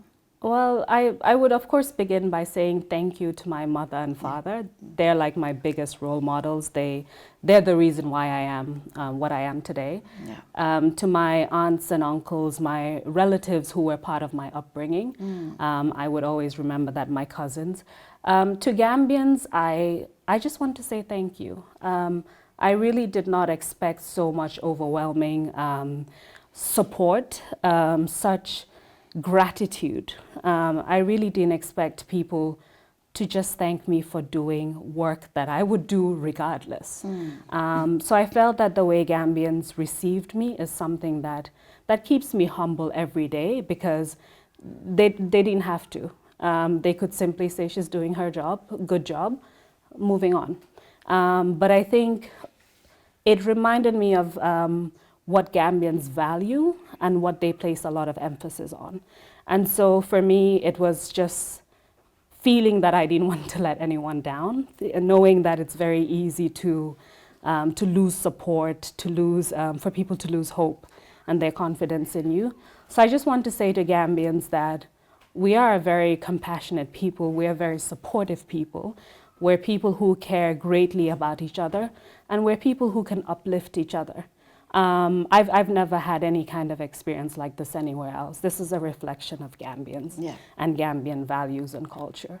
And just respecting each other. So I would hope that Gambians would continue to stay engaged in the TRC. It's important work. It's work that, it's not about the people who work at the TRC, it's about the country. So even if, you know, 1 or 2 people leave or more people leave, the work will go on. Stay engaged, get involved, follow the recommendations, and make sure that you get what you want out of this process. It's your process as well. Yeah.